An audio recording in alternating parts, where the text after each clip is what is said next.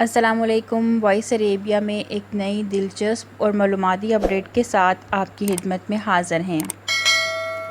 ناظرین، کعبۃ اللہ کو ہر سال آب زمزم سے غسل دیا جاتا ہے اور اس پر مشک عود کا چھڑکاؤ کیا جاتا ہے۔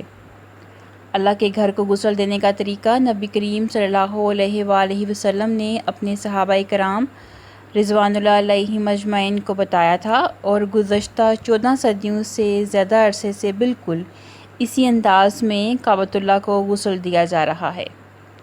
بالعموم سعودی عرب کے شاہی خاندان کی شخصیات کعبۃ اللہ کو غسل دیتی ہیں۔ آب زمزم میں کپڑوں کو بھگو کر کعبہ کی اندرونی دیواروں کو صاف کیا جاتا ہے، پھر اس کی اسی انداز میں بیرونی دیواریں دھوئی جاتی ہیں۔ کعبے کو غسل دینے کے لیے مقررہ تاریخ سے ایک روز قبل ہی تیاریاں شروع کر دی جاتی ہیں۔ زمزم کے پانی میں طائف کے گلاب کے عرق، عود اور دوسری بیش قیمت عطریات کو ملایا جاتا ہے۔ کعبہ کی دیواروں کو تولیوں سے خشک کیا جاتا ہے اور معزز مہمانوں کی رخصتی کے بعد اس کے دھلے ہوئے ماربل کے فرش کو ڈھانپ دیا جاتا ہے۔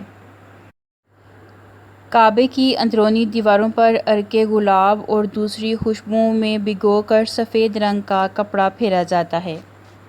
آب زمزم میں گلاب کی خوشبو اور دوسری خوشبوؤں کو ملایا جاتا ہے اور اس کو فرش پر گرا کھجور کے پتوں سے صاف کیا جاتا ہے۔